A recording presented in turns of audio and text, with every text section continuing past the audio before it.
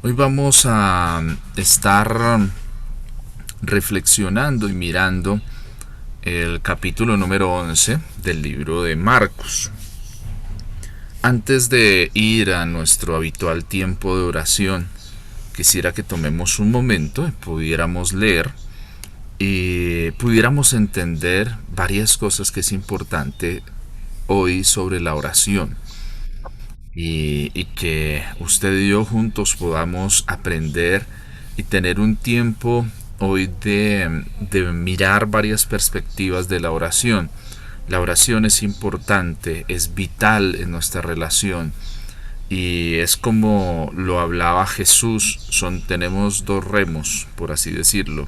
Jesús no dice que tenemos dos remos, pero es una forma para poderle explicar. Jesús habla, dice, cuando viene después de bajar del monte de la transfiguración, hay un muchacho que tiene un espíritu que le ata desde muy joven. Entonces sus discípulos intentaron echarle, pero él dice al final cuando lo echa, dice es que ese espíritu no sale sino con oración y ayuno. Y muchas veces pues podemos pensar que simplemente es orar y ayunar, pero tenemos que entender varios aspectos para que nuestra oración empiece a crecer. La oración entendida como la intimidad y el ayuno entendido no como el no tomar alimentos, sino como la consagración que estoy teniendo para ser un instrumento en las manos del Señor. Así que usted hoy está invitado a un tiempo de consagración, a un tiempo para consagrarse al Señor, y ese es el tiempo de ayuno que estamos teniendo. Entonces primero vamos a hacer un ejercicio de lectura. Tenemos hoy el reto de leer 33 versículos. Entonces vamos a dividir por 3:27. De a tres versículos podemos ir tomando la palabra e ir leyendo. ¿Listo? Entonces vamos a empezar Elena, a leer. Listo, Elena, bienvenida. ¿Cómo está? Gusto saludarle. buenos días, pastor. Me encanta verlo y escucharlo. Gracias. Listo, entonces vamos a comenzar. Entonces comienza a leer los tres primeros y después va Clementina. ¿Listo? La entrada triunfal en Jerusalén. María, Cuando se acercaban a Jerusalén junto a Betfagé y a Betania, frente al monte de los olivos, Jesús envió dos de sus discípulos y les dijo: id a la aldea que está enfrente de vosotros, y luego que entréis en ella, hallaréis un pollino atado, en el cual ningún hombre ha montado. Desátalo y tráelo. Y si alguien os dijere: ¿por qué hacéis eso? Decid que el Señor lo necesita y que luego lo devolverá. Amén. Amén. Clementina. fueron y hallaron al pollino atado afuera a la puerta en el recodo de camino y lo desataron. Y unos de los que estaban allí les dijeron: ¿qué hacéis desatando el pollino? Ellos entonces les dijeron cómo Jesús había mandado, y lo dejaron y trajeron el pollino a Jesús y echaron. Espera, Clementina, que ese ya le toca a María. María, 7, 8 y... Amén. Dice, y trajeron el pollino a Jesús y echaron sobre él sus mantos, y se sentó sobre él. También muchos tenían sus manos por él. También muchos tendían sus manos, sus ¿Cuántos? mantos sus mantos y por el camino, y otros cortaban ramas de los árboles y las tendían por el camino. Y los que iban delante y los que venían detrás daban voces diciendo: Hosana, bendito el que viene en el nombre del Señor. Susi. que Bendito venían. el reino de nuestro Dios, de nuestro Padre David que viene. Hosana en las alturas.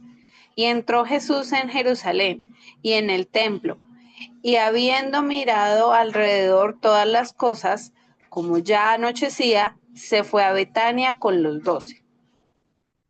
Al día siguiente, cuando salieron de Betania, tuvo hambre. Pastora María Luisa. Y viendo, perdón, y viendo de lejos una higuera que tenía hojas, fue a ver si tal vez hallaba en ella algo, pero llegó a ella, nada halló sino hojas, pues no era tiempo de higos. Entonces Jesús dijo a la higuera: nunca más coma nadie fruto de ti. Y lo oyeron sus discípulos.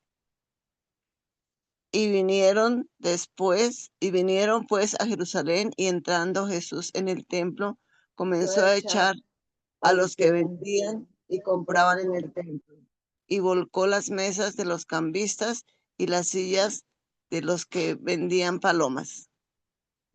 Liliana. Y no consentía que nadie atravesase el templo llevando utensilio alguno. Y les enseñaba diciendo: no está escrito, mi casa será llamada casa de oración para todas las naciones, mas vosotros la habéis hecho cueva de ladrones. Y lo oyeron los escribas y los principales sacerdotes, y buscaban cómo matarle, porque le tenían miedo, por cuanto todo el pueblo estaba admirado por su doctrina. Listo. ¿Señora? No, que sigue el 19. Ah, no, espérame que ya. ¿Quién más? No sé si Clarita quieres leer.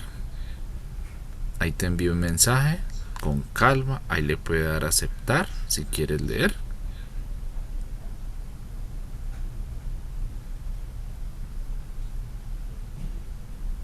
Listo, tranquila, Clarita. Apóstol, si quiere sumarse, puede leer 3. Buenos días. Bueno, Pero al llegar la noche, Jesús salió de la ciudad, y pasando por la mañana vieron que la higuera se había secado desde las raíces. Entonces Pedro, acordándose, le dijo: Maestro, mira, la higuera que maldijiste se ha secado. amén. Listo, vamos a repetir. Elena, hágale. Respondiendo Jesús les dijo: tened fe en Dios, porque de cierto os digo que cualquiera que dijere a este monte, quítate y échate en el mar, y no dudase en su corazón, sino creyere que será hecho lo que dice, lo que diga, le será hecho. Por tanto, os digo que todo lo que pidiereis orando, creed que lo recibiréis y os vendrá. Amén. Clementina. Sí, Señor. Y cuando estéis orando, perdonad si tenéis algo contra alguno, para que también vuestro Padre que está en los cielos los perdone a vosotros vuestras ofensas, porque si vosotros no perdonáis, tampoco vuestro Padre que está en los cielos os perdonará vuestras ofensas. Volvieron entonces a Jerusalén, y andando en él por el templo, vinieron a él los principales sacerdotes, los escribas y los ancianos, y le dijeron: Espera. Hasta ahí. Sigue María. Ah, no, María ya. Ah, no, María no No, lee. María, 28, 29 y vamos 30. con el 28. Y le dijeron, ¿con qué autoridad hace estas cosas? ¿Y quién te dio autoridad para hacer estas cosas? Jesús respondiendo les dijo, os haré yo también una pregunta, respondedme, y os diré con qué autoridad hago estas cosas. ¿El bautismo de Juan era del cielo o de los hombres? Respondedme. Sigue el 31, pero otra persona. Entonces ellos discutían entre sí diciendo, si decimos del cielo, dirá, ¿por qué? Pues, ¿no le creísteis? Y si le decimos de los hombres, pero temían al pueblo, pues todos tenían a Juan como un verdadero profeta. Así que, respondiendo, dijeron a Jesús, no sabemos. Entonces respondiendo Jesús les dijo, tampoco yo os digo con qué autoridad hago estas cosas. Amén. Bueno, entonces tenemos frente a nosotros el capítulo 11 del Evangelio de Marcos, un capítulo que tiene varios aspectos bien interesantes del trabajo y nos permite entender y pone sobre la mesa un tema interesante que es la oración. Entonces voy a hacerles unas preguntas de algo que hemos leído. Bueno, ¿qué nos dice este capítulo según lo que acabamos de leer sobre la oración? ¿Qué encontramos ahí? ¿Qué aspectos encontramos de lo que hemos leído? ¿Qué encuentran ustedes? ¿Qué detalles ustedes van mirando? Y pueden ir mencionando el versículo. Mira, acá como que habla algo. Entonces, por favor, vamos a ir mencionando. ¿Habla de qué? De lugares, habla de formas, habla de modelos, habla de qué. Susi. Por ejemplo, en el versículo 24 pienso que es como el paso a paso. Dice, por tanto os digo que todo lo que pidieres orando. Entonces debo creer que lo recibo y me vendrá. Y que cuando esté orando, perdone si tengo algo contra alguno, para que también el Padre que está en el cielo perdone mis ofensas. Pues si no perdono, mi Padre tampoco que está en los cielos me perdonará a mí. Entonces, como un paso a paso en ese modelo de orar. Bueno, entonces, Susi, dice el verso 24, por tanto os digo que todo lo que pidieres orando, ¿sí? Creed que lo recibiréis y os vendrá. ¿A qué se está refiriendo eso? ¿Cómo se está? Entendemos, sí, vamos a orar, tenemos que orar con fe, pero ¿cómo lo puedo entender para aplicarlo a mi vida? ¿Qué necesito? ¿Cómo tengo que hacer? ¿Qué nos enseña ahí de la oración? Pues, digamos, Besitos estaba hablando sobre la higuera, lo que estaba pasando con la higuera. Entonces dice, tened fe en Dios. No es solamente lo que yo necesito en mi oración, no solamente es el pedir, sino también el agradecer. Sí, porque digamos la oración no solamente es solicitud de que Dios haga algo para mí o para alguien, sino también comprende el agradecer, el exaltar el nombre del Señor, el adorarlo, que eso también debe componer la oración, lo que hemos aprendido de como los 5 pasos que tú nos has enseñado, que agradecer, que orar por otros, que adorar, que leer la palabra y pedir. Susi, y para todos, en la oración hay una lucha. ¿Tenemos una lucha en la oración? Yo creo que sí. ¿Por qué, Elena? Porque a veces no sabemos, no nos concentramos o no sabemos dirigirnos a Dios y a veces no sabemos pedir las cosas. Bueno, muy bien, eso que dices está correcto, pero tomemos lo que estamos leyendo. ¿Por qué nos muestra el texto una lucha? ¿Por qué dice Elena que nos muestra que hay una lucha? porque todavía no estamos perfeccionados espiritualmente. ¿Y dónde me dice eso el texto que acabamos de leer? ¿Dónde será? Disculpen que hoy en el tiempo de ayuno pues tengo la oportunidad de preguntar un poco más. ¿Por qué hago este tipo de preguntas? Lo que Elena dice es correcto, está bien, ¿sí? Y eso lo entendemos. Pero necesitamos entender lo que acabamos de leer. Acabamos de leer 33 versículos. Susi nos está presentando un versículo y hemos hecho una pregunta que si la oración hay una lucha, ¿es una lucha orar? ¿Hay algún conflicto cuando oramos? ¿Hay algo que pasa? ¿O no hay problema? Susi. Yo digo como la Pues, higuera, ¿no? Bueno, espérame, Susi y después Valenita, ¿listo? Susi. pues bueno, sí hay una lucha porque en la oración muchas veces pienso en mi yo. Y entonces, por ejemplo, no se vuelve una oración de derramar mi corazón, sino de reclamarle a Dios porque me hicieron tal cosa, como dándole quejas a Dios. Y acá en la palabra dice, y cuando estéis orando, perdonad si tienes algo contra alguno, o sea, perdonarlo, no, Señor, es que mira lo que me hicieron, es que ta, ta, ta, ta, ta, ta, ta, ta, ta, ta, ta. Entonces se vuelve como un listado de quejas para que Dios me defienda. Entonces se vuelve una lucha entre lo que yo quiero que Dios haga, reclamándole, a que si yo le digo, Señor, o sea, eso como entendiendo que lo que pasó o lo que se presentó en mi vida, tal vez no entiendo si eso estuvo bien o estuvo mal, pero derramar ese corazón y tener la confianza que puedo dar el paso del perdón, así no me parezca justo, por ejemplo. Si se presentó una injusticia en mi contra, no hacerlo en una actitud como de renegar.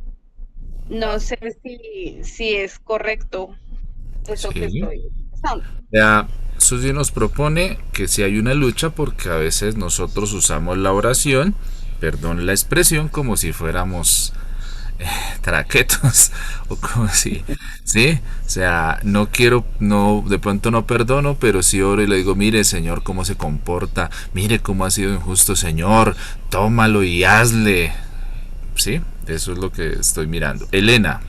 Pastor, Pues sí, como por ejemplo, así como está la higuera que no da fruto, nosotros también, si tenemos esas ataduras de falta de perdón, de falta de ser uno como arrepentirse uno también, porque si uno se arrepiente y habla con Dios, Dios le da esa fortaleza, le da esa paz y le da esa tranquilidad siempre y cuando que uno haya perdonado a las otras personas. Entonces así uno no queda estéril, queda como liviano, queda que uno puede hablar con Dios muy tranquilamente.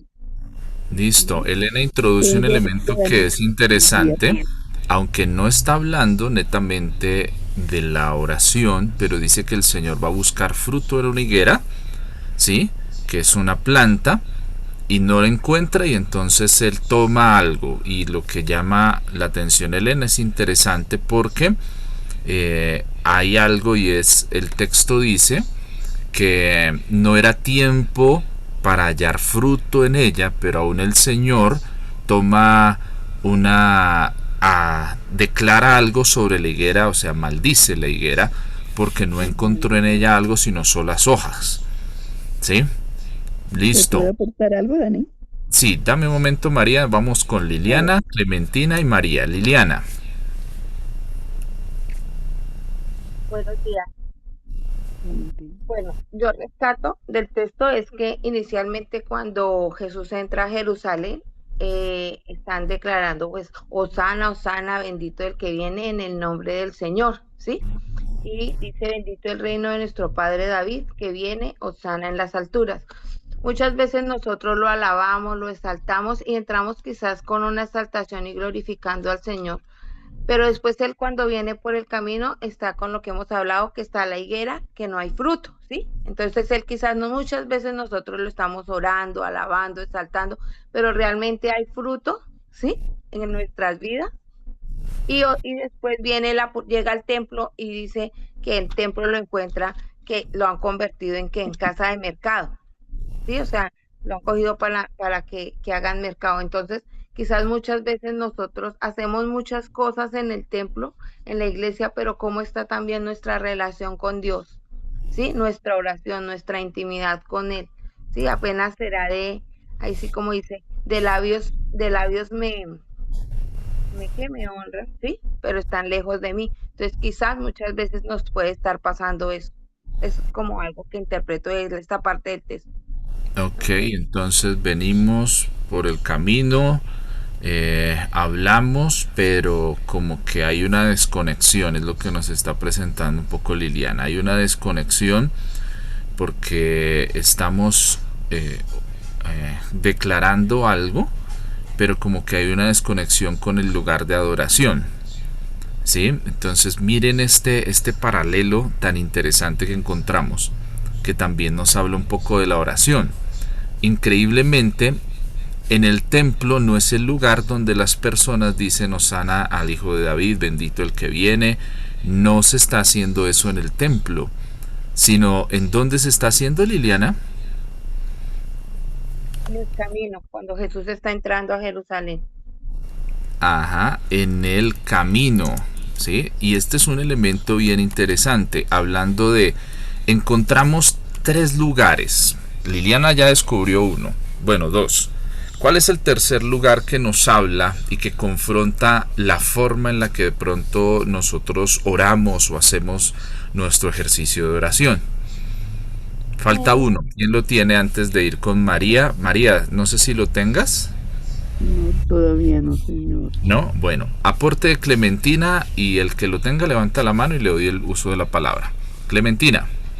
Sí, señor. Dice en el versículo 26, dice, porque si vosotros no perdonáis, tampoco vuestro Padre que está en los cielos os perdonará vuestras ofensas. Porque yo digo que mucha gente dice, ay, sí, perdóneme tal cosa, pero después dice, yo perdono, pero no olvido, ¿sí? Entonces eso no es perdonar. Porque si yo digo, yo perdono, lo tengo que perdonar de corazón y no volver a recordar eso, ¿cierto? Para poder yo estar tranquila de que yo le pedí al Señor, delante de Él, perdoné a esa persona que me ofendió a mí. Listo. Quiero, basado en lo que está comentando Clementina, poder aportar algo a eso. Aquí hay que hacer una diferencia. ¿Listo? Nosotros, como seres humanos, perdonamos, mas no olvidamos. No olvidamos, no porque sea algo malo. Dios sí hace eso. Cuando Dios te perdonó, Él olvidó eso. ¿Por qué nosotros no olvidamos? Porque si no, vamos a seguir cayendo en lo mismo. ¿Sí? Ahora, el tema de olvidar es que ese recuerdo de eso que me hicieron, yo ya no lo voy a... Si yo perdoné, no lo voy a recordar con ira, ni me va a frustrar, ni me va a llenar de depresión, porque yo ya perdoné. ¿Sí? X persona me hizo daño, fue muy duro, pero no, o sea, no lo recuerdo como ese dolor porque yo lo perdoné, yo ya no me lo sigo cargando, ¿sí? Pero ¿por qué no olvido? Y por qué nosotros como seres humanos no tenemos la capacidad que sí tiene el Señor, que dice, Él perdona y olvida. Entonces, cuando el Señor dice que olvida, Él sí olvida, ya no te va a sacar... En 8 días te va a decir, Clementina, usted se portó mal conmigo, ¿no? No, él olvida. Pero nosotros no olvidamos porque si no, varias veces nos van a hacer lo mismo y necesitamos no olvidar para aprender a tener cuidado en las decisiones que tomamos y para que no se nos vuelva un círculo vicioso en nuestras vidas, esas actitudes o esos detalles que nos han pasado. Entonces yo no voy a olvidar, tengo que tenerlo pendiente. Como ser humano no voy a olvidar. Pero ahora la pregunta es, ¿cómo voy a recordar eso? Si lo recuerdo con el dolor y me causa dolor, estrés, frustración, entonces quiere decir que tal vez no he perdonado. Porque perdonar no me lleva a olvidar, perdonar me lleva a quitar ese odio, a ser limpio de eso y poder encontrarme con esa persona y no tomar mi mano y tomar venganza por mí mismo, sino haber entendido que yo lo perdoné, que yo no le cargo rencor, que sí, no estuvo bien lo que hizo conmigo y eso ya se lo dejo a él, porque a esa persona, porque ha sido su forma como ha determinado su actuar. Pero en cuanto a compete a mí, estoy en paz, no estoy con rencores, no estoy con esas situaciones. ¿Listo? Entonces sí quería, basado en eso, hacer esa claridad, porque a veces el enemigo en esos detalles nos puede sacar mucha ventaja. ¿Por qué? Porque viene el ataque a tu mente. Dice, pero no, que usted lo perdonó, pero si ve, usted no ha olvidado eso, usted lo sigue recordando. No, vamos a seguirlo recordando. Yo recuerdo momentos en mi vida buenos y malos. Yo puedo recordar cuando una vez mi papá me corrigió, ¿sí? Y puedo recordarlo, decirle, uy, no, pero es que mi papá se pasó de esa vez, uy, cuando me castigó me dio duro y hasta me quedó una marca. Uy, no, pero uy, es que mi papá, y puedo guardar eso y tenerlo ahí. Y aparentemente haber dicho que lo perdoné. Pero cuando salga una oportunidad, pum, sacarle, claro, es que usted así fue y a mí me maltrató y eso, ¿qué quiere decir? Que no lo perdoné. Pero si lo perdoné, voy a recordarlo de otra manera, por lo menos en el recuerdo y en la propuesta que estoy colocando aquí. Sí, ese castigo me lo merecí porque yo era una calaverita, yo actué mal. Sí, o sea, tampoco me voy a echar la culpa, y es que yo soy malo. No, miren cómo lo estoy recordando de una forma objetiva, tratando de ser objetivo.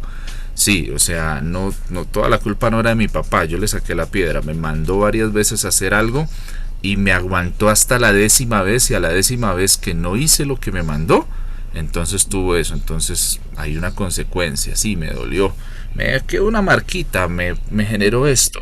Pero entonces yo no lo recuerdo con odio, sino lo recuerdo como una lección grande para mi vida. ¿Sí? Entonces, si ven, no puedo olvidar eso. No lo voy a olvidar. Me generó un recuerdo, pero ¿cómo lo voy a recordar? El enemigo ahí no va a tener ventaja. No me va a armar a mí un cajomá, un muro entre mi papá y yo. Por eso, no porque yo lo perdoné. Yo entendí que en el principio, cuando pasó eso, fue fuerte para mí.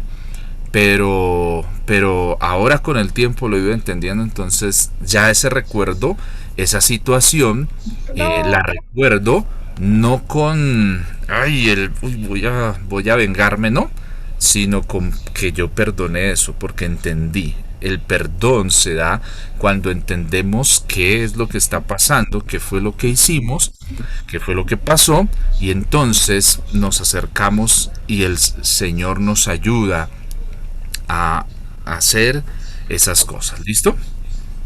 Mire la otra parte que preguntaba. Encuentro aquí que dice... Espérame, hermanita María, apóstol, Señor. Bueno, miren, esto es una cantidad de situaciones que uno puede presentar. Y una cosa es cuando el recuerdo de uno es de mi papá y yo lo amo y lo respeto y lo honro. Otra cosa cuando quizás un papá injusto que no ama, porque en el caso que dice Dani, pues obviamente que Fernando es un pastor, un hombre de Dios, tiene a Cristo en su corazón, y qué bonito que él lo hacía, no porque tuviera odio contra su hijo, sino para hacerle entender que él le amaba tanto que debía de castigarle para que tuviera una formación espiritual que hoy vemos. Entonces, tenemos que entender ese caso, diferente al que quizás dice la hermana Clementina, porque quizás la hermana Clementina la ha maltratado más de uno durante toda su vida y no son cristianos, y no es gente quizás hasta de la familia, pero le duele, y como nos ha pasado a todos. Entonces, nosotros podemos entender el contexto de la situación que se está viviendo en cada circunstancia, y por eso es que la oración es tan variada. Y por eso es que fácilmente uno como consejero puede enseñarle a otro, ay, pero ¿por qué no perdona? Pero, no, es que tiene una herida en el alma, tiene unos recuerdos a veces repetitivos.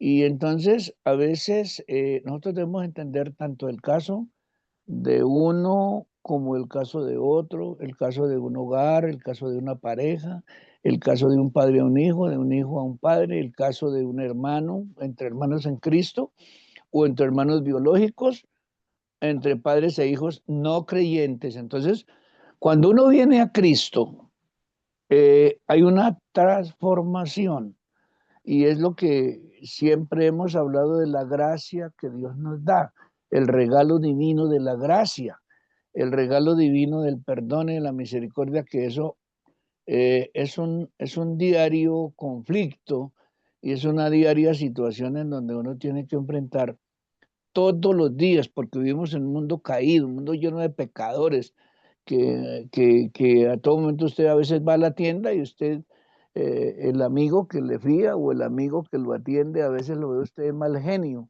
y uno dice, ah, es que ese no es cristiano. Pero si es cristiano, entonces también está atravesando por una circunstancia crítica. Entonces, esto del perdón es muy amplio y créame que solamente cuando uno descansa en Dios, aprende a descansar en Dios, porque yo les garantizo que todos los que me están escuchando, de una u otra manera tienen alguna espinita con alguien. Perdónenme la palabra espinita. Alguna cosita que les hace recordar, dice, ay, pero es que, y uno, por más cristiano que sea, seguimos siendo humanos. Y esa es la lucha que tenemos todos los días mientras tengamos vida.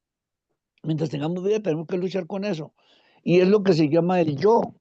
El yo, ¿por qué me hicieron eso a mí?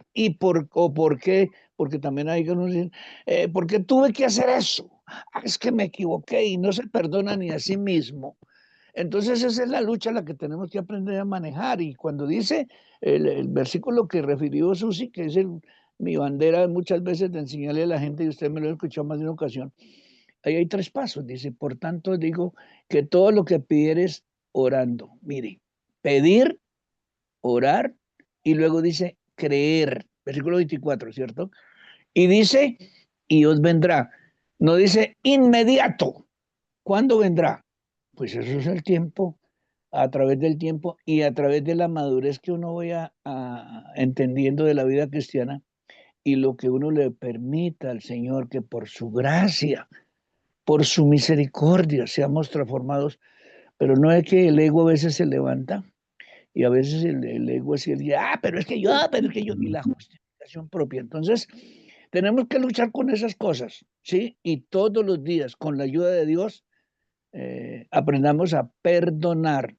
Y lo de olvidar, yo creo que Daniel lo explicó muy bien. Eso, uno no puede olvidar como Dios olvida, pero debemos de luchar todos los días para que podamos realmente perdonar y recordar que si alguien nos hizo mal, ¿de quién viene la ofensa? Viene de un impío, viene de una persona que no tiene a Cristo, pues eso es doble la espada. Viene como que uno dice, ay, pero es que, bueno, y el caso cuando viene alguien que es nuestro hermano en Cristo, que nos ha hecho alguna cosa por un descuido, por una circunstancia, por un momento que estaba atravesando también difícil él. Entonces uno tiene que, así como yo me puedo equivocar, yo debo de entender que el otro también se equivoca. Como yo quiero que él me perdone, pues yo también debo perdonarlo. Entonces la mejor manera para que uno pueda permanecer en este valle de lágrimas y no cargarse con tantas cosas a la vez. Es simplemente aprender a descansar en Dios. Y eso del ayuno y la oración, porque hay géneros, y esos géneros, el género del no perdón, es un género terrible y hay gente que se exalta porque se partió un plato. Hay gente que se molesta porque hay un reguero de agua. Hay gente que se molesta porque se perdió una media. Hay gente que se molesta porque se acabó la crema dental. Hay gente que se molesta porque me cogieron lo que no era de ellos. Y por bobadas así, entonces se puede crecer por la falta de perdón. Aunque haya mucho amor, por la falta de perdón pueden haber heridas. Y hay que sanarlas en el nombre del Señor Jesucristo. Y que este ayuno de hoy y este tiempo de hoy, de esta meditación bonita, nos sirva no solamente para leer, que es importantísimo, no solamente para estudiar, que es súper importantísimo, no solamente para memorizar, que es súper importantísimo, sino para poner en práctica el consejo que Dios nos da diariamente en la lectura que hacemos, en la oración que hacemos, en el estudio que hacemos y en este tiempo precioso que estamos dando. Entonces, la parte más importante es que podamos reflexionar cada uno en su estadio, cada uno en su circunstancia, y poderle decir al Señor, ayúdanos por tu gracia. Cada día que Él entre en nuestro corazón para sanar esas heridas y perdonar. Gracias. Vale, apóstol. Muchas gracias. María. Sí, señor. En cuanto usted preguntaba qué otra parte estuvieron o llegaron, entonces dice aquí en el versículo 27, volvieron entonces a Jerusalén, la otra parte donde ellos estuvieron, pasaron. Ok. Listo, para los que están llegando, estamos Marcos capítulo número 11. Hemos empezado a preguntar primero si hay una lucha en la oración. Entonces hemos encontrado que sí. Hay una lucha por el tema del perdón. ¿Sí? Que ya hemos hablado un poco del tema del perdón. Y hay otra lucha que encuentren ahí.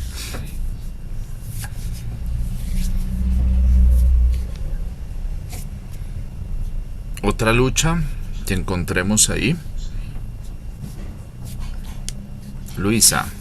Pastora Luisa.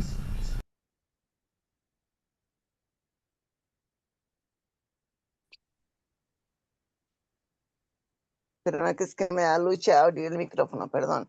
Pues no sé, tengo algo en el versículo que dice, que dice el corazón, el versículo anterior, el 23, dice, y no dudares en tu corazón, sino creyere que será hecho lo que dice, le será hecho. Entonces, yo creo que ese otro lugar de oración es el corazón, y adicionalmente que tiene que creer, porque es en el corazón donde tenemos la duda. Y quería aportar algo más con respecto a las dificultades de la oración. A veces, como nos apegamos mucho al versículo anterior, que dice que por tanto digo que todo lo que pidieres orando, cree que lo recibiréis y vendrá. Yo veo una lucha muy grande desde mía propia. Regularmente cuando comenzamos a orar, aún cuando vamos a orar por los alimentos, decimos, a veces ni decimos, Señor, gracias por estos alimentos, sino bendícelos, Señor, porque, Señor, ya estamos pidiendo por la bendición y porque no le falte a otros, ¿sí? Entonces comenzamos a orar pidiendo y no recordamos los otros pasos de la oración, que es darle gracias a Dios y el creer. Entonces eso quería aportar, que el otro lugar que pienso que menciona este pasaje es en el corazón, no dudar en el corazón, creer, y esa lucha que tenemos de dar los pasos de la oración y no solamente pedir, porque nos acogemos solamente a pedir. Y hay muchas oraciones que comenzamos, Señor, en el nombre de Jesús, yo te pido que mis hijos, yo te pido que mi casa, yo te pido mi trabajo, yo te pido. Entonces no damos la honra y la gloria a Dios, como de pronto lo hicieron este grupo de personas que no conocían a Dios, no conocían a Jesús, ni sabían toda la historia, porque él mismo les dice, ni saben, es un burrito que nadie se ha montado en él. Ellos no lo sabían, nadie lo sabía, pero la gente tiraba sus palmas, que era como un símbolo de adoración. Entonces hay muchas cosas que vienen antes de pedir. Eso era lo que quería aportar. Bien, Paz, muy bien. Ahí la pastora María Luisa introduce algo que siempre vamos a tener. Siempre que vas a orar, siempre que voy a orar, voy a enfrentar la duda. ¿Sí? ¿Será que sí? Más si de pronto usted tiene la oportunidad tal vez de orar por alguien para que ocurra un milagro, ¿sí? Para que pase algo con su oración. Y siempre la duda va a estar ahí. va a venir la duda. Por eso tenemos que, y la invitación que nos hace desde el verso 23 dice: cualquiera que dijere quítate y echa al mar, y no dudare en su corazón. Entonces ya nos sitúa en un lugar donde puede estar viniendo la duda, donde se puede estar generando la duda en nuestro corazón. El corazón en el desarrollo de la presentación del Evangelio y de la vida es importante, porque en el corazón es se cree para salvación. El corazón de nosotros también tiene que empezar a cultivar esa fe. El corazón de nosotros es ese terreno del cual nos habla en capítulos anteriores, donde nos presenta que hay terrenos que son como un camino, terrenos que son como pedregales, terrenos que tienen espinos, o hay buena tierra. Y el ser buena tierra no se presenta como una responsabilidad de otros, sino es una responsabilidad personal. ¿Yo puedo ser una buena tierra? Sí, claro. ¿Puedo ser una buena tierra? Si soy un camino seco, el Señor me puede llenar y puedo ir a ser una buena tierra. Si soy un camino lleno de espinos, el Señor me puede limpiar los espinos y yo puedo ser una buena tierra. Entonces, estas cosas que estamos hablando hoy de la oración son ¿para qué? Para que tengamos pendiente que muchas veces cuando tú vas a orar y no sientes orar, cuando muchas veces enfrentas cosas y no quieres orar, y usted dice: pero qué oro, no sé por qué orar, siempre oramos por lo mismo, oro por lo mismo, como que no está pasando algo. Es porque hay una lucha, ¿sí? Y la lucha se ve en estos dos aspectos que hemos identificado: en cosas que tenemos que perdonar, o sea, situaciones que tenemos que arreglar, situaciones que tenemos que organizar, pero también en temas que vienen supeditados a nuestra fe, como la duda, ¿sí? La duda siempre va a estar ahí, y si no pasa, y la duda viene muy cultivada ¿con qué? Con también nuestra forma de crianza.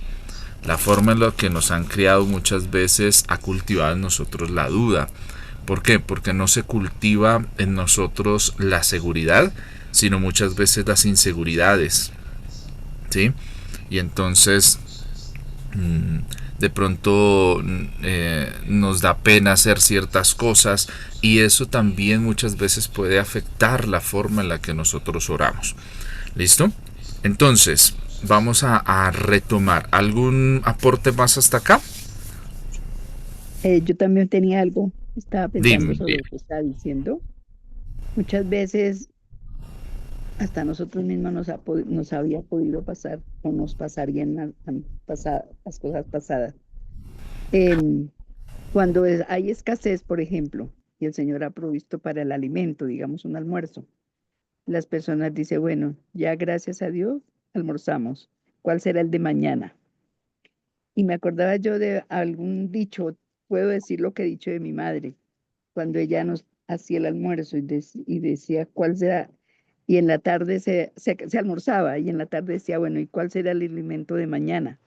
Entonces ella, creo yo, no tendría seguridad y esa fe, ¿cierto?, de que qué habría para mañana. No estaba esa esperanza que Dios, como provee hoy, provee para mañana también. Podría ser falta de fe, ¿no? Sí, puede ser. Pues se expresa en diferentes formas. Lógicamente que con esto, ¿qué es lo que queremos? Y el punto al que queremos llegar es el siguiente. Los aportes y todo lo que estamos haciendo no busca que ahora también de pronto nos vayamos al extremo de empezar bueno, entonces yo actúo con fe, no porque estoy diciendo esto, porque no. Que tengamos sobre la mesa las opciones, y que con el camino de madurez que hemos estado, con la formación que Dios está trayendo a nosotros, empecemos a entender por qué pasan muchas cosas, y cómo al identificar estos ataques que tenemos en nuestra oración, nosotros generamos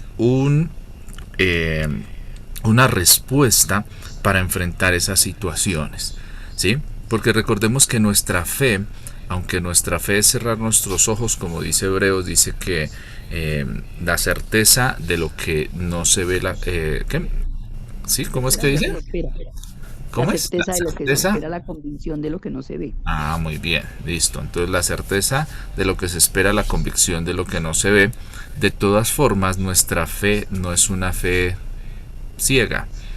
Nuestra fe tiene los elementos que Dios nos ha dado para que a través de entenderlos también, de apropiarnos de ellos, nuestra fe empiece y crezca y se desarrolle. Entonces, gracias a todos por sus aportes. No sé si hay alguno más. Bueno, entonces quiero comentarles y que vayamos a un punto que genera un poco la inflexión de todo el texto que estamos leyendo y que nos presenta también un panorama bien interesante. Entonces quiero que vaya y pose conmigo en el verso número 17 de algo que el Señor les enseña después de la entrada triunfal. Dice en el verso 17: y les enseñaba diciendo, ¿no está escrito? Mi casa será llamada casa de oración para todas las naciones, mas vosotros la habéis hecho cueva de ladrones. Mas vosotros la habéis hecho cueva de ladrones. Entonces aquí tenemos un escenario que es la forma de pronto de entender un poco mejor el desarrollo de la oración. Entonces venimos, Jesús entra a Jerusalén. La forma en la que Jesús entra es cumpliendo diferentes aspectos que se han hablado de cómo va a llegar Él. El tema de entrar en un pollino, el tema de que la gente coloca sus mantos y todo eso, hay un reconocimiento de que Él es rey. Pero hay un escenario interesante en esa entrada del Señor, y es que las personas hablan y declaran y dicen en el verso número 9, dice, y los que iban delante de él, que venían y los que venían detrás, daban voces diciendo, Hosana, bendito el que viene en el nombre del Señor, bendito el reino de nuestro padre David, que viene, Hosana en las alturas. ¿Sí? Entonces hay una declaración, hay un hablar, hay un desarrollo que se empieza a dar en esa presentación, en esa entrada que hace Jesús. Entonces, pero eso contrasta mucho con lo que está pasando en el templo. Aquí tenemos que entender varios aspectos que pasa. El templo representa el lugar de adoración. El templo ha sido construido con un propósito. El propósito es que sea y se reconoce el templo como el lugar donde está la presencia del Señor, donde vamos a adorar, donde vamos a servir a Dios. ¿Qué es lo que ha pasado? ¿Y por qué se da esta enseñanza tan fuerte de Jesús decir, es que esto no es lo que está pasando, sino que ha sido convertido, ha transitado a convertirse en una cueva de ladrones? Y ese es un llamado muy fuerte, aunque lo leemos así, pero la denuncia que el Señor está haciendo de lo que está pasando en el templo es una denuncia muy fuerte. ¿Sí? Lo que el Señor está llamando la atención es una acción muy fuerte. ¿Por qué? Porque imagínense que ya el templo no es el templo de Dios, sino ya ahora es una cueva de ladrones. Y cuando torcemos el propósito para el cual se han hecho las cosas, ¿sí? Y aquí hay una primera reflexión que es importante hacer. Mi oración puede tal vez hace mucho tiempo haber dejado de ser ese momento de intimidad con Dios y haberse convertido en otra cosa. Y ese es un primer llamado de atención que tenemos acá. El templo no se utiliza para ser una casa de oración por lo que está viendo y lo que ha encontrado Jesús. Ahora es una cueva de ladrones. Y les dice a quienes, a los que están ahí, Habla hacia las autoridades, habla hacia los escribas, fariseos, saduceos, todos ellos, y también a todas las personas que, influenciadas por eso, han permitido que el templo mute de ser un lugar de oración para todas las naciones, mute a convertirse en una cueva de ladrones. Y esto nos debe llevar a nosotros a reflexionar: ¿qué está pasando con mi oración? ¿Estoy cambiando el uso de la oración? Por eso hace un momento yo decía, a veces nosotros usamos la oración como si fuera la forma de nosotros generar juicios sobre ciertas cosas y que Dios actúe a nuestro favor, pero no de la forma de vida, ¿sí? Mi oración puede tal vez hace mucho tiempo de haber dejado de ser intimidad con Dios y tal vez ser solo exigencias a Dios. Mi oración puede hace mucho tiempo tal vez haber dejado de ser un olor fragante para Dios y haberse convertido tal vez en un olor extraño, en un olor no grato. Y esa es la primera evaluación que nosotros tenemos que hacer. Lo que Jesús está presentando aquí es un contraste. Mire lo que no pasa en el templo, sí está pasando en el camino. En el camino las personas están adorando al Señor. En el camino las personas están generando gratitud, están generando todo esto, pero en el templo no pasa eso. Entonces hay una confrontación. ¿Qué está pasando? ¿Sí? ¿Qué está pasando en lo que estoy haciendo en el ejercicio de mi oración? Y hoy hemos sido invitados a este espacio para pensar eso. Mi oración, ¿qué está pasando con mi oración? La oración mía está creciendo, está siendo fortalecida, o estoy cayendo en vanas repeticiones. Estoy cayendo en la oración que es consumida, es ahogada por la duda, porque la duda ha hecho más mella en mi corazón que la semilla de la palabra que ha sido sembrada. Tal vez en mi corazón, ese terreno que nos presentaba la pastora María Luisa, tal vez mi corazón se ha cerrado para recibir la palabra, y al no recibir la palabra mi oración está en un tiempo de sequedad, está pasando por un desierto, estoy pasando por ciertas situaciones. Mi oración tal vez está dependiendo de si me siento bien, oro. Y hay una invitación a la Escritura, dice: orando en todo tiempo. Vaya bien o vaya mal, oremos en todo tiempo, con toda oración y ruego. Mi oración tal vez dejó de ser ese diálogo. Recordemos que el diálogo es aquello que me permite hablar, pero me permite también hacer silencio y me permite escuchar al otro. No hay un diálogo cuando solo alguien habla y el otro no habla. Tal vez mi oración se puede volver eso con el Señor. Hablo y hablo y hablo y hablo. Sí, duro 4 horas hablando. Y a veces nosotros juzgamos que, no, es que estuve 4 horas hablando. ¿Y cuántas escuché? ¿Sí? ¿Cuánto tiempo dediqué también a detenerme y a decirle: Señor, enséñame a orar? Señor, ¿cómo oro por esto? Muchas veces nosotros pensamos: no, tomo el texto de la palabra y como eso dice la palabra, entonces es la forma de orar. Y puede que sí y puede que no. Pero aquí el llamado es a ¿qué estoy haciendo con mi oración? ¿En qué la he convertido? ¿En un talismán?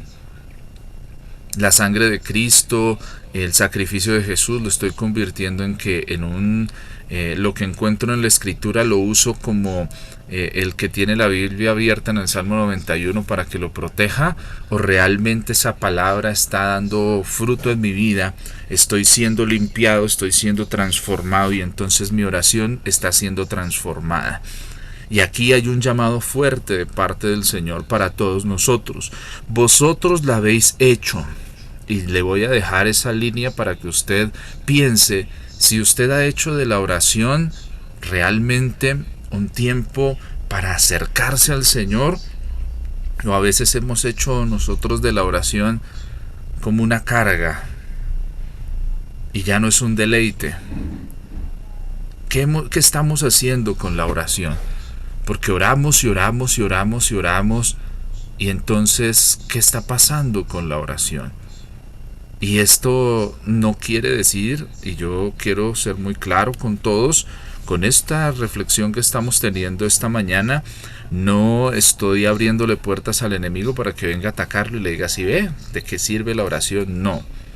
Estamos abriendo un espacio para hablar, pero también para entender que nuestra oración va a desarrollarse, nuestra oración va a crecer, pero también tenemos que ser conscientes de que hay luchas, de que hay situaciones que vienen, que nuestra oración no puede quedarse en lo mismo, sino tiene que tener un proceso de crecimiento. Porque si nos quedamos en lo mismo, no vamos a poder ir adelante. Y cuando enfrentemos diferentes situaciones donde nuestra oración es importante, entonces tal vez vamos a no ver los resultados, y el enemigo puede usar ese no ver esos resultados para hacernos tal vez entristecer o tal vez volver atrás, y no, ese no es el propósito. La oración, ¿en qué la estamos convirtiendo? ¿En qué la hemos hecho? ¿Qué estoy haciendo con esa oración? Y ese es el primer llamado que tenemos aquí. Entonces hay un cambio. El templo, ¿qué es lo que pasa y por qué el Señor, y Marcos recoge esta expresión? Dice, llamada casa de oración para todas las naciones. Hay un propósito. Dios, ¿por qué escogió a Israel? No escogió a Israel como ellos están viendo y como ellos se perciben a sí mismos, somos los mejores, Dios nos escogió a nosotros tenemos la verdad y entonces todos tienen que ser como nosotros. Eso no fue. El Señor sí los escogió para mostrar a través de ellos su gloria a todas las naciones. ¿Cómo así que mostrar su gloria? Claro, mire, cuando el Señor saca a Israel de la esclavitud en Egipto, con todo lo que hace, Él muestra su gloria, muestra que es un Dios glorioso. Y Él quiere llevarlos, ¿para qué? A la tierra prometida, para cumplir su palabra, pero el plan original es que mostrar su gloria, mostrar a todas las naciones que están alejadas de Dios, que el mejor camino es estar con el Señor, que el mejor camino es venir a Él, es reconocerlo a Él y a través de eso ser impregnados de esa presencia preciosa que Dios da y que Dios tiene para aquellos que tienen intimidad, relación. Pero ¿qué es lo que pasa? El templo que está hablando cuando Jesús está ahí, ¿qué es lo que se ha convertido? Ellos, el templo para los judíos. Y si usted quiere venir acá a orar y entrar al templo, entonces tiene que volverse judío, o sea, hacer todo lo que nosotros hacemos. ¿Y qué había en el templo? Había un lugar que se conocía como el patio de los gentiles. Entonces, hasta ese lugar podían entrar todos los que no eran judíos. De ahí para allá no podían ir. Otro tenía que llevar su ofrenda y ofrecerla. Eso es como si hiciéramos esto en la iglesia. Entonces los que no son voy a decir algo, digamos del linaje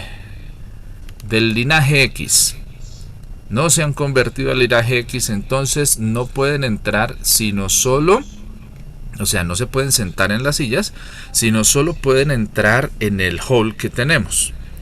¿Listo? Y hasta ahí pueden entrar. Y entonces resulta que Elena, como no es de la X y no se ha convertido realmente a nosotros, entonces su ofrenda yo voy y se la recibo ahí y yo soy el que va y la ofrece. Imagínense eso que está pasando. O sea, el Señor no escogió a Israel para que ellos se creyeran los mejores y entonces le dijeran a los otros, nosotros somos los mejores, ustedes tienen que ser como nosotros, sino los escogió fue para mostrar su gloria. ¿Sí? Para mostrar la bondad de Dios con el hombre, pero ellos no lo están entendiendo así. Entonces ellos cercenan, quitan la posibilidad de que la gente se acerque. Y eso es algo que nosotros tenemos que tener muy claro. Nuestra oración empieza también a tener problemas cuando yo empiezo a ponerle el peaje para que una persona se acerque al Señor. Cuando yo empiezo a poner cosas para que determinen si sí o si no está para acercarse a Dios. Y ese es un problema. A veces nosotros empezamos a transmitir cosas que Dios no ha dicho que tenemos que hacer así, pero que entendemos que debe ser así. Y esa es la confrontación mayor que nosotros tenemos. Podemos tergiversar el mensaje del Señor y terminar haciendo teologías, creencias, cosas que no son acordes a lo que Dios ha dicho. El mundo es experto en cambiar, en tergiversar los mensajes de Dios. El enemigo es experto en cambiar el mensaje para hacernos entender algo que no es. Y este es un llamado de atención puntual para todos y cada uno de nosotros. Debemos tener cuidado, porque con facilidad podemos cambiar la casa de oración de Dios abierta para todas las naciones. Dios es el Dios de todas las naciones. El Señor tiene abiertos sus brazos para todos, quiere mostrar su gloria a todos nosotros, pero el problema es que a veces nosotros entramos en ese tema de creernos que somos únicos, elegidos, amados, y está bien, pero no debemos ser envidiosos con lo que Dios nos ha dado. Y aquí hay un llamado de atención también para nosotros. Como iglesia tenemos una labor que hacer. Dios nos ha puesto en un lugar. Estamos en el barrio Bravo Páez. Si usted pertenece a alguna de las sedes de nuestra personería, en el lugar donde usted está, bendecimos al Señor por esos lugares donde Dios nos ha puesto. Pero no somos los únicos. ¿Sí? No podemos entrar en creernos que somos perfectos, somos la mejor iglesia. No somos perfectos, no somos la mejor iglesia. Somos un lugar que Dios quiere que sea una casa de oración, un lugar de oración abierto para todas las naciones. ¿Abierto qué es? Que es de fácil acceso para todos. Que no está cerrado solo para unos pocos, solo para los que son buenos y me caen bien. No, está abierto para todos. El mensaje del Señor no está cerrado para algunos, es abierto para que todos podamos ir.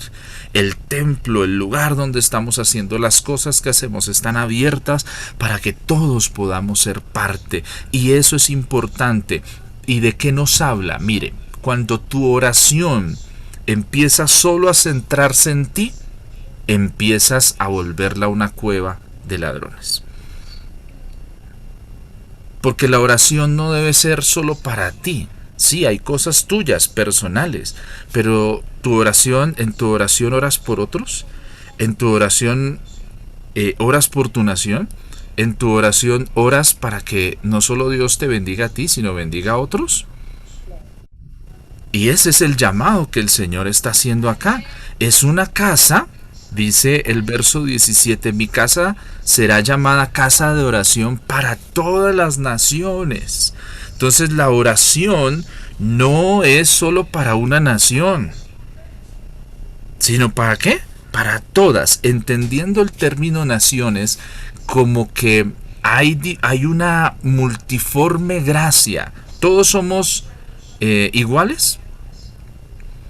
¿Todos los que estamos aquí somos iguales? ¿Todos se parecen a mí? No. ¿Cuántas naciones tenemos representadas aquí? En este lugar donde estamos tenemos 15 personas que están conectadas en nuestra sala de Zoom. Entonces tenemos 15 naciones representadas. ¿Sí? Cada uno pudiéramos decir representa. ¿Por qué naciones? Porque tenemos culturas, porque tenemos prácticas, cosas que realizamos. Aunque todos somos colombianos, el colombiano costeño tiene prácticas y formas muy diferentes a nosotros que estamos en el centro, el del Pacífico también, el de los llanos también, el que está por allí, ¿sí?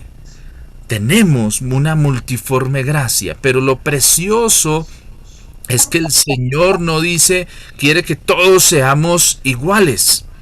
No, al Señor le encanta esa multiforme gracia. ¿Cuántos peces hizo el Señor? Millares.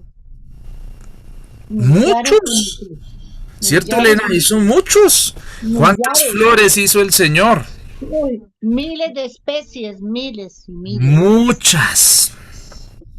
¿Por qué? Eso no simplemente fue porque así, sino porque el Señor, en su multiforme gracia, en medio de todas esas cosas, quiere poder mostrar su gloria. Entonces, cuando el Señor toma a Elena, la transforma, la bendice, la perdona, trabaja en ella, entonces Elena ahora muestra la gloria de Dios a otros.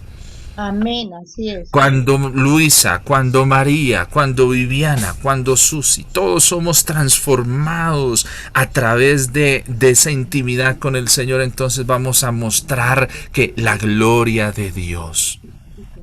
Mire, hay algo tan precioso que pasa. Mira que cuando tú haces algo bueno por una persona, ¿qué es lo primero que esa persona dice? Dios la bendiga. Dice Dios la bendiga o dice gloria. Ay, muchas gracias, gloria a Dios. Ay, amén. ¿Cierto? Nunca dice ni gloria a esto, no, sino las personas, nosotros cuando recibimos el favor de alguien, la primera reacción que tenemos cuando recibimos un bienestar muchas veces es decir, gloria a Dios. Lo primero que reconocemos es eso. Y eso es dar honra a Dios. Por eso cuando tú y yo somos buenos, no voy a decir somos buenos, sino somos cristianos, porque si no voy a decir que hay cristianos malos, y no hay malos cristianos, sino no cristianos, no convertidos, que no han entendido lo que Dios hace en nuestras vidas, ¿sí? Entonces, cuando tú y yo somos hijos de Dios, redimidos por el Señor, somos siervos de Dios, como hemos hablado, entonces vamos a mostrar la gloria de Dios a otros. ¿A quiénes? Diga conmigo, voy a mostrar la gloria de Dios. Voy a mostrar la gloria de Dios a todas las naciones. Todas las naciones. ¿Sí?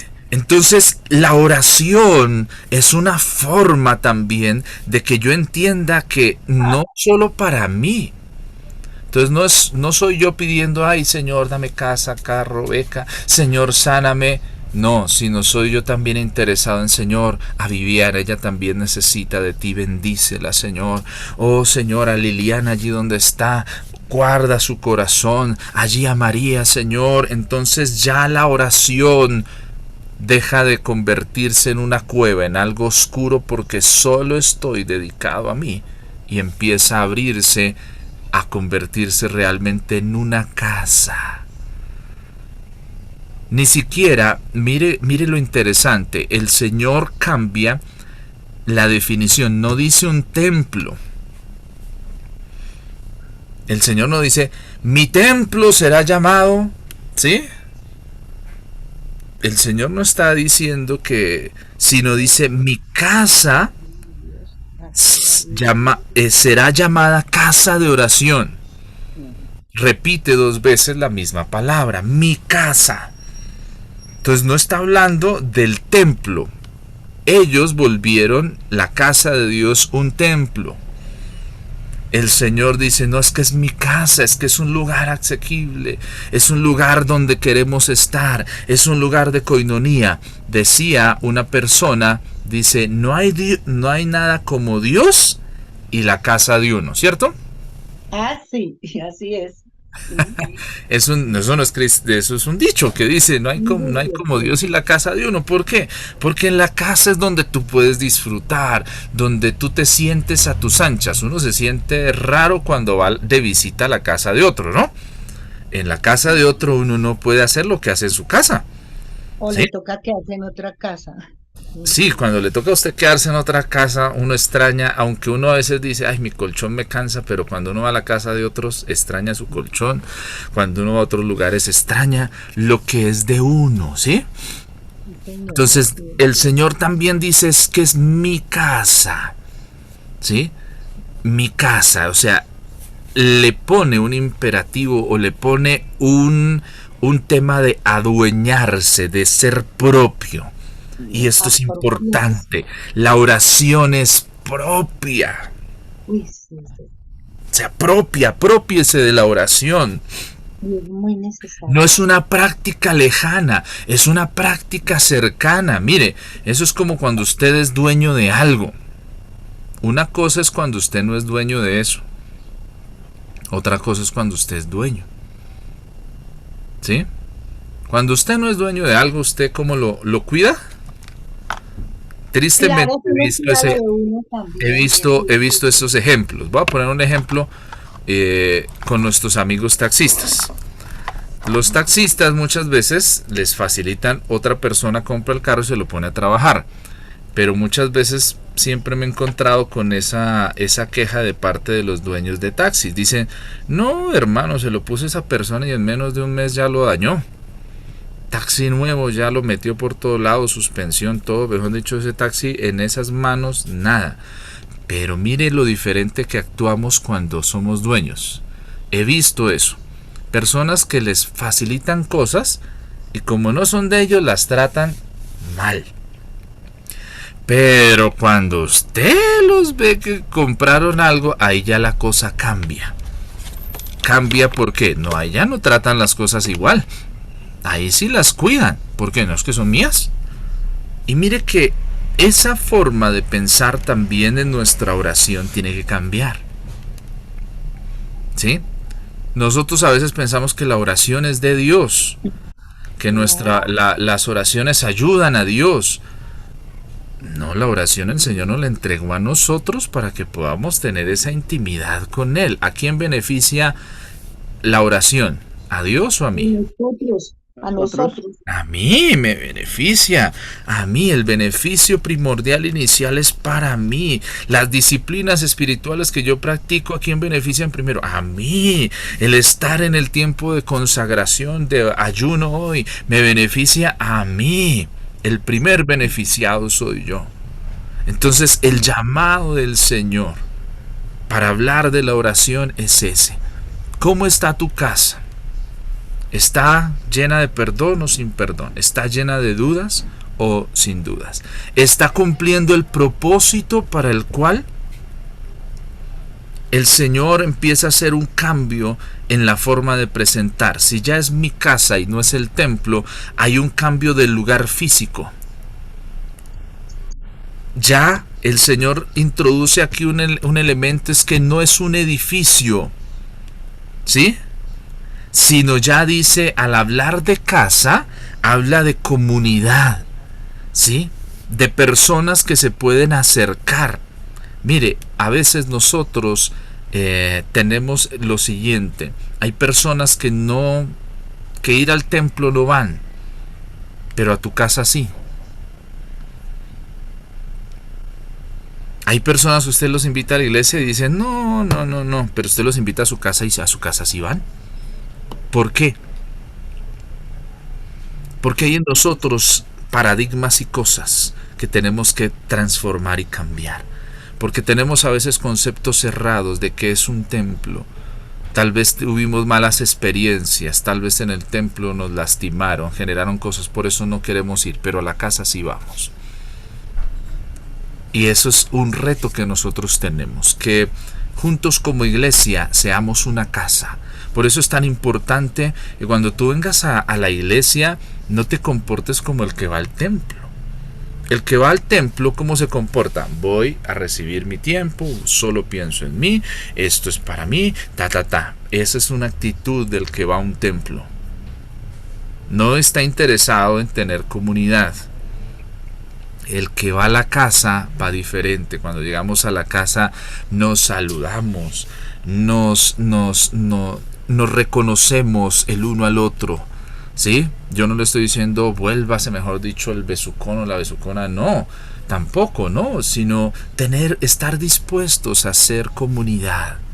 Y eso es importante, estar dispuestos a ayudarnos, estar dispuestos a preocuparnos. Bueno, siempre me siento aquí y hay una persona que viene y no vino.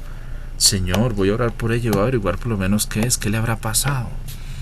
Es eso, el Señor cuando dice mi casa, no la llama templo, sino casa, está invitándonos a que haya un entender que no es el edificio, sino es la comunidad que se acerca a Dios con corazones limpios. Hace un cambio del ritual. La oración deja de ser un ritual para convertirse en una relación dinámica de fe, de obediencia al Señor. Por eso el Señor invita a las personas, y mire, el Señor se para como un ujier en la puerta, ¿sí? Dice el verso 16, y no consentía que nadie atravesase el templo llevando utensilio alguno. O sea, llevando cosas que no necesita llevar a la casa, que son un distractor para estar en casa. Y y aquí hay una enseñanza preciosa y poderosa. ¿Cuántos utensilios muchas veces tenemos que nos distraen de estar en casa con el Señor? ¿Cuántas cosas en nuestra vida son esos utensilios que nos han empezado a impedir que nosotros podamos estar en casa? Y mire, el Señor como ujier es bien fuerte, ¿no? Dice que vuelca las mesas de los cambistas, las sillas de los que vendían palomas, y si no consentía que nadie atravesase el templo llevando utensilio alguno, llevando cosas que no tiene que llevar a la casa. ¿Qué era lo que pasaba? Se volvió una exigencia. Tienes que traer sacrificio, tienes que ofrecer algo y compre acá. Aquí le ponemos el mercado para que usted compre su ofrenda y la presente al Señor. ¿Qué había dicho el Señor de la ofrenda? La ofrenda se preparaba. Usted la preparaba desde su casa y venía con ella. Aquí ya le facilitaron las cosas. Y el problema es ese. Yo quiero dejarle algo a usted en claro en muchas cosas. Y es algo en lo que tenemos que trabajar. Nosotros a veces tratamos de facilitar demasiado las cosas. Y a veces, y hoy quiero hacer un mea culpa. ¿Por qué? Porque a veces con el ánimo de facilitar las cosas hemos dañado la intención y el esfuerzo que nace en su corazón. Y yo le invito para que usted y yo propendamos siempre por esforzarnos, ¿sí? Por esforzarnos para hacer las cosas, porque a veces queriendo hacer algo bueno podemos haber terminado haciendo algo que no está bien. Esforcémonos para servir al Señor. Invitémonos a estar conectados con Él. Que el estar en casa sea la oportunidad preciosa para recibir de parte de Él lo que Él tiene para con nosotros. La oración debe ser un deleite. La oración debe ser ferviente. La oración debe ser unánime juntos. La oración debe ser abierta, de brazos abiertos, por todas las naciones, y no una cueva de ladrones. La oración debe ser ese deleite.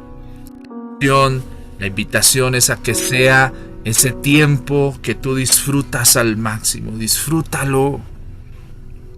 Ahora, si hay días que no lo disfrutas, hazlo. No te quedes sin tener ese tiempo. No te quedes sin tener ese momento de acercarte a Dios. La oración nos acerca a la gloria de Dios. La gloria de Dios llena nuestras vidas y nos permite ser luz para otros. Mire lo que pasó con Moisés. ¿Qué pasó con Moisés cuando estuvo con el Señor? Dice que su rostro resplandecía. Que cuando salgas de tu oración, resplandezcas. Que cuando salgas de este tiempo de ayuno, salgas fuerte, liberado, descansado, porque estuviste en el tiempo con el Señor, orando. Que cuando tengas tu tiempo de intimidad personal con Dios, también salgas fortalecido, lleno de la gracia de Dios. Que mañana cuando vengas a tu iglesia, ven y disfruta el estar en casa. Gózate el estar en casa, el compartir con otros. No vengas con la actitud de ir al templo. Al templo vamos de forma individual. En el templo no nos preocupa lo que pase con el otro, pero en la casa sí. Porque vemos que si mi hijo está triste, ¿le pasa algo? Nos interesamos en la casa por el otro. En el templo no. En el templo no estamos interesados por el otro. Cada uno va y hace lo que tiene que hacer y responde por su vida. Sí, somos responsables ante Dios por nuestra vida de forma individual. Pero estar en la casa de Dios es estar de puertas abiertas para recibir a las naciones y para que ellos puedan acercarse y orar al Señor. Ese es nuestro tiempo de reflexión de hoy. Hay muchas más cosas que pudiéramos hablar, pero quisiera que hoy tuviéramos eso presente.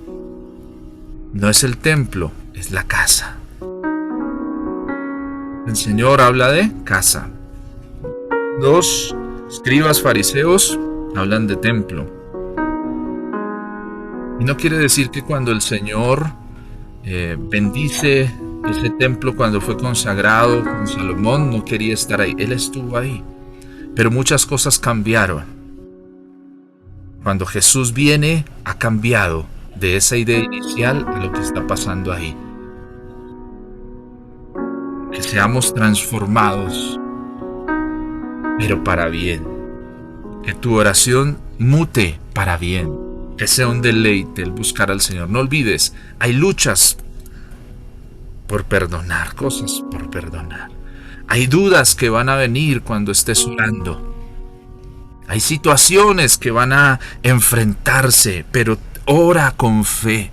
Derrota, quita la incredulidad. ¿Cómo se quita la incredulidad? No simplemente decir, quito la incredulidad de mí. No.